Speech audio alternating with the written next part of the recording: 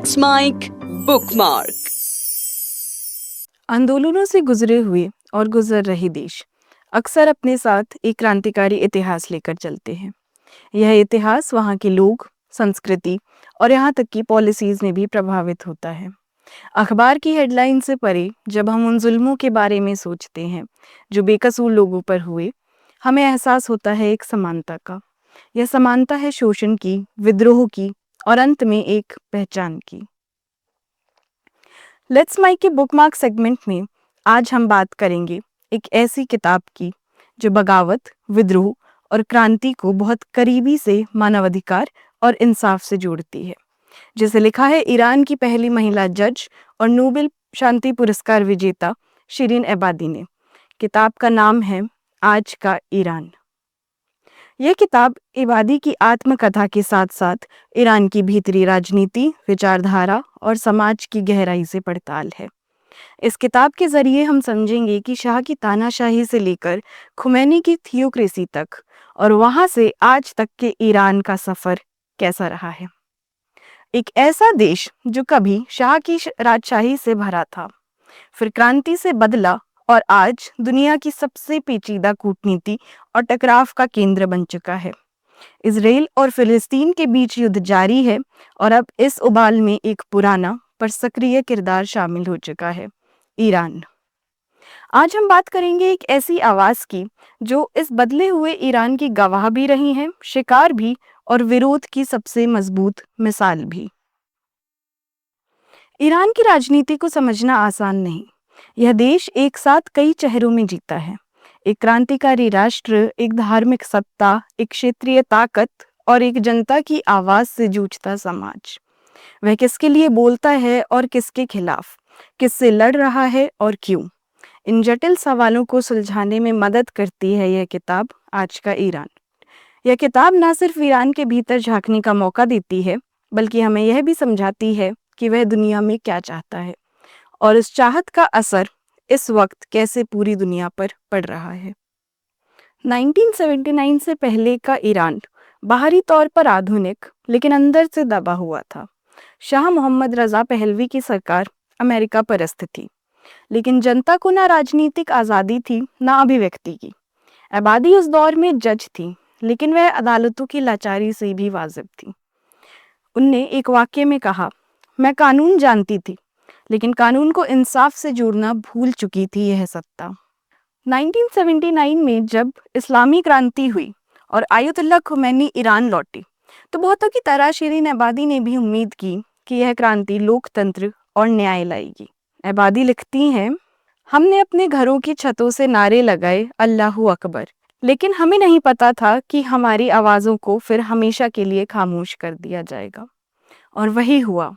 क्रांति के बाद औरतों को घरों में बंद किया जाने लगा, सर पर जबरदस्ती हिजाब थोपे गए और शिरीन एबादी को जज की कुर्सी से सिर्फ एक औरत होने के कारण हटा दिया गया।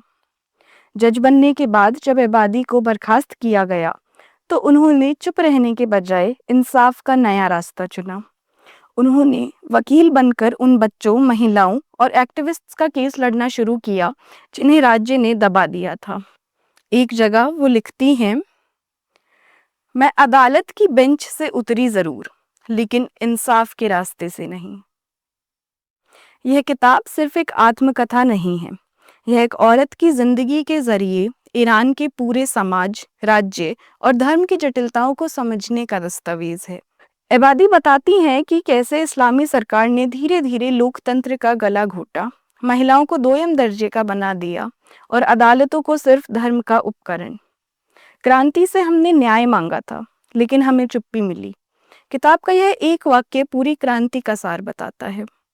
अगर आपको आज के वक्त में ईरान और इजराइल और पश्चिम एशिया के संघर्षों में दखल समझना है, तो यह जानना जरूरी है कि ईरान का अतीत क्या है और उसने किन ऐतिहासिक मोड़ों पर अपनी राजनीति, समाज और विचारधारा को बदला है। और यही वजह है कि शिरीन एबादी की किताब आज का ईरान आज के संदर्भ में बेहद महत्वपूर्ण हो जाती है।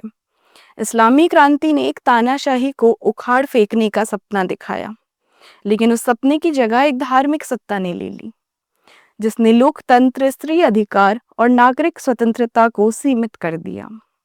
आज का ईरान एक ऐसे समय का दस्तावेज है जब ईरान धीरे धीरे एक रिग्रेसिव समाज में बदल रहा था। किताब के जरिए हम समझते हैं कि किस तरह शाह के तख्ता पलट के बाद खुमैनी की सत्ता ने न्यायपालिका और कानून को धर्म आधारित शासन में बदल दिया और कैसे ईरान की विदेश नीति धीरे धीरे धार्मिक विचारधारा से संचालित होने लगी।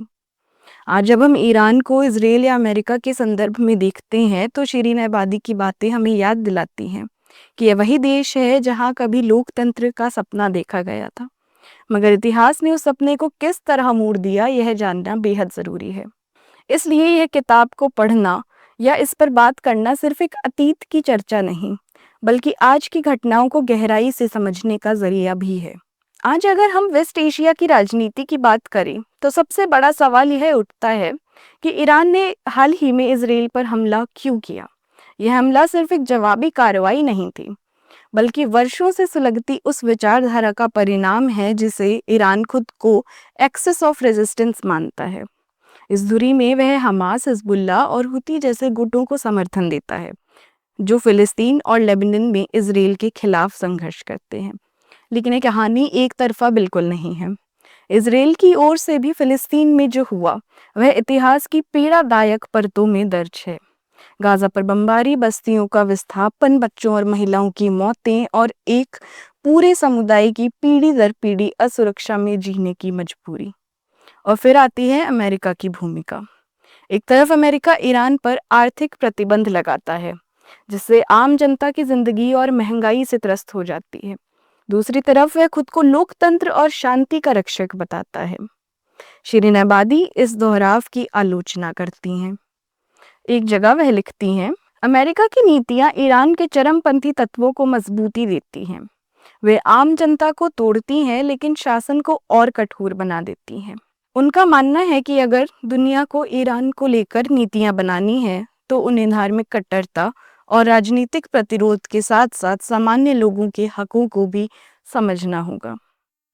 2022 में महसा अमीनी की मौत के बाद ईरान फिर सुलग उठा। हिजाब के नाम पर मार दी गई इस लड़की ने सैकड़ों लड़कियों को सड़क पर उतारा। एबादी इस क्रांति को अलग मानती हैं क्योंकि यह सिर्फ राजनीति नहीं बल्कि आत्मा की भी लड़ाई है। आज जब ईरान और इजराइल युद्ध के मुहाने पर है, अमेरिका फिर एक मीडिएटर की भूमिका निभा रहा है और ईरान अंदर से टूट रहा है। इस समय यह किताब हमें याद दिलाती है कि असली बदलाव मिसाइल या बम से नहीं, इंसानों की सोच से आता है। शिरीन एबादी की जिंदगी और उनकी किताब आज का ईरान हमें बताती है कि एक मुल्क की सच्चाई सिर्फ न्यूज़ हेडलाइंस से नहीं समझी जा सकती। यह किताब हमें सिखाती है कि सत्ता चाहे शाह की हो या मौलवी की, अगर वो इंसाफ को कुचलती है तो उसके खिलाफ आवाज़ उठाना ज़रूरी है। और यह भी कि औरतें सिर्फ क्रांति का शिकार नहीं होती, कई बार वह उसकी अगुवा भी होती हैं। अगर आपको यह कहानी पसंद आई हो तो हमें कमेंट सेक्शन में बताइए कि क्या आपको लगता है कि धर्म और राजनीति को अलग रखा जा सकता है। और अगली बार बुकमार्क में हम फिर मिलेंगे एक और किताब के साथ जो समझती है समाज की धड़कनों को। आप सुन रहे थे let's mic more than radio. Follow कीजिए हमें हमारे सोशल मीडिया प्लेटफॉर्म्स पर। आप सुन रहे थे let's mic more than radio. Follow कीजिए हमें हमारे सोशल मीडिया प्लेटफॉर्म्स पर।